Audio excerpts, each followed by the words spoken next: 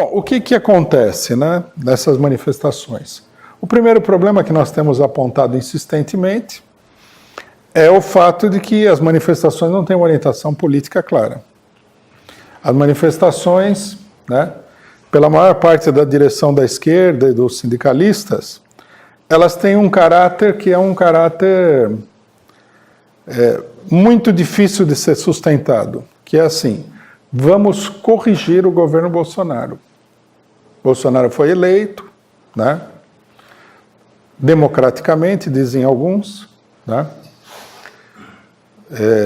a julgar pelo Intercept não foi muito bem assim, mas enfim, foi uma maravilha, a democracia funciona no Brasil.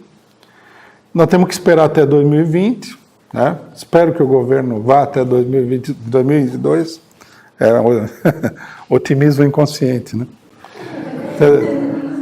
2022, espero que o governo vá até 2022, disse o Haddad recentemente, né? E aí, enquanto isso, nós vamos tentando botar o homem na linha, o Bolsonaro, né? Ele parece ser uma pessoa que é bem receptiva a ser colocada na linha. A gente vê que ele tem no governo lá 100 generais de exército, de brigada, de tudo, e os generais não conseguem botar o homem na linha. Eles vão colocar o homem na linha do lado de fora, né?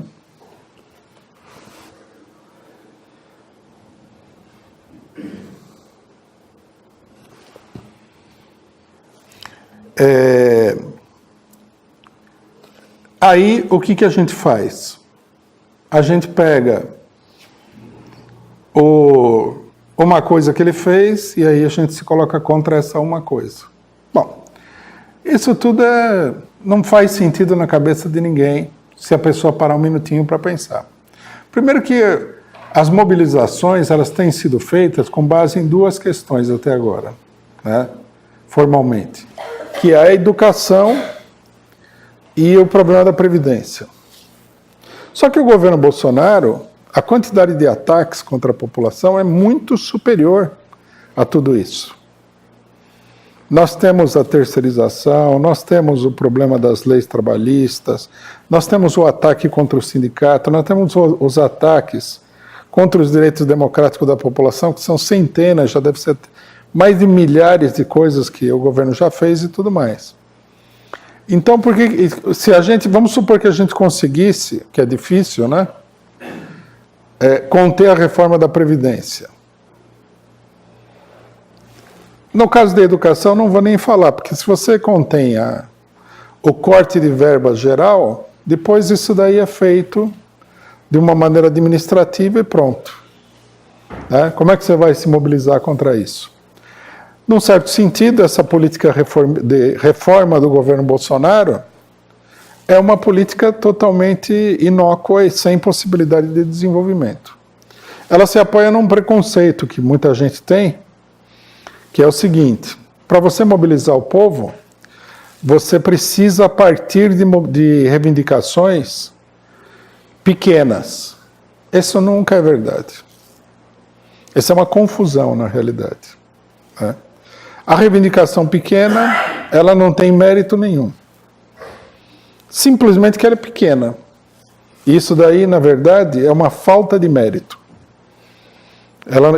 Essa pequenez da reivindicação, ela não ajuda ninguém. Ela simplesmente conduz o movimento ao fracasso e à mediocridade. Essa ideia é uma deformação de uma outra ideia que é mais importante, que é o seguinte, que é você partir daquelas reivindicações que são muito sentidas pela população. Há uma confusão. Por exemplo, às vezes, você tem numa determinada situação um tarifaço, um aumento do preço de transportes, que atinge duramente a população. E isso é motivo para uma mobilização. E então as pessoas confundem. A pessoa fala assim: a mobilização sentida é sempre uma mobilização pequena. A reivindicação sentida é sempre uma reivindicação pequena. Não é verdade. A reivindicação sentida pode ser pequena ou grande. O importante é saber se ela é ou não é sentida. Se o pessoal sentiu que aquilo é um ataque muito... Se ele sentiu o ataque, sentiu o golpe que ele levou, né? Se aquilo realmente é importante, está sendo assimilado pela população como uma coisa importante para ela. Nesse sentido, né, você tanto pode pedir uma redução de centavos na passagem, que pode mobilizar amplamente numa determinada situação, não sempre, lógico, como você pode pedir o fim de um governo que dá na mesma. Depende, né, de como a população está percebendo, está sentindo a situação política de conjunto. Os partidos mais oportunistas, da esquerda pequeno-burguesa e tudo mais, eles confundem as duas coisas. Eles confundem a reivindicação sentida com a reivindicação pequena. E isso daí leva, geralmente, a você ter reivindicações medíocres que não são, em geral, muito sentidas pela população.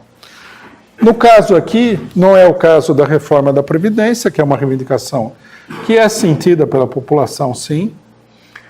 Não é o caso da educação, que é uma reivindicação que é sentida, principalmente pelos setores que estão diretamente ligados à educação. O problema não é esse.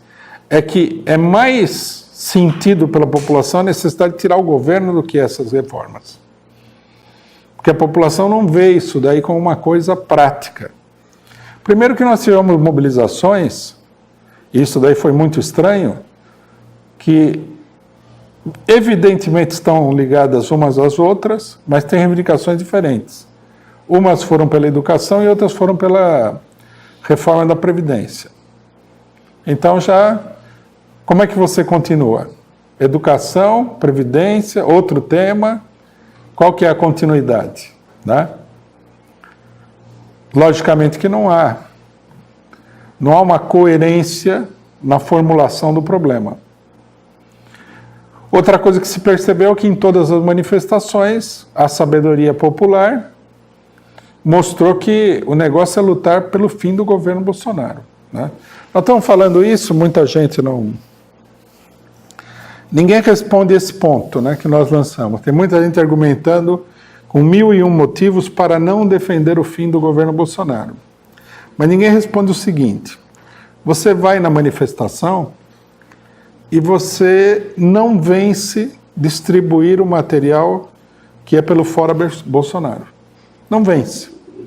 Se você fosse uma centopeia que tivesse 100 braços diferentes, você não dava conta de distribuir o material.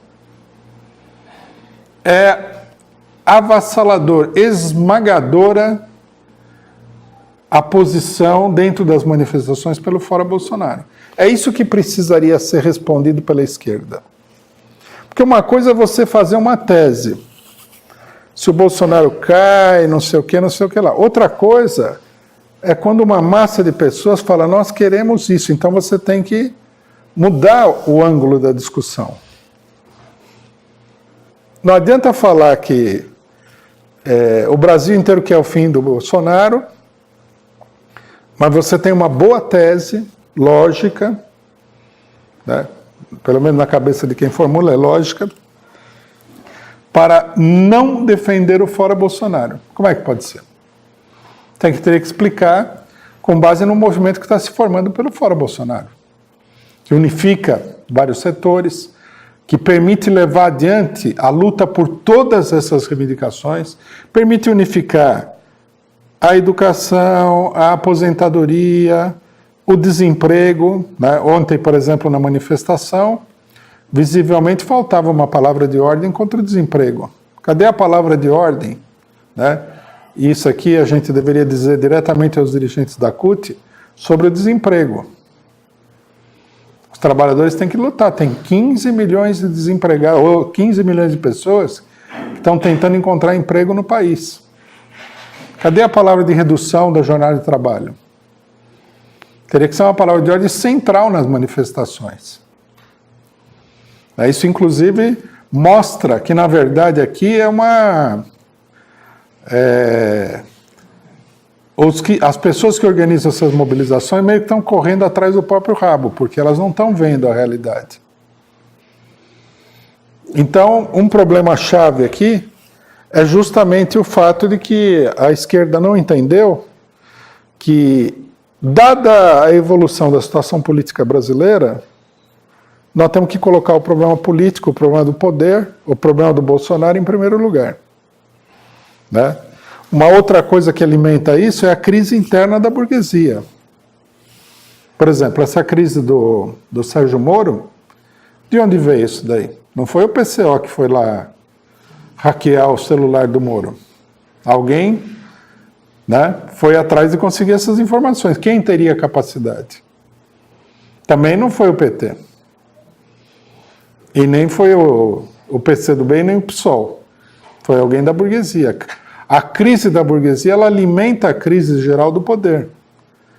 O que nós temos a dizer sobre isso? Enquanto que está uma guerra sem quartel dentro do governo, a esquerda fala, não, espero que Bolsonaro chegue a 2022, o que é um absurdo patente. Então, o problema da orientação política é um problema fundamental. Nós já vamos falar da crise do governo. Vamos expandir isso daí, tem vários dados, né, em relação à questão do Sérgio Moro e tudo mais.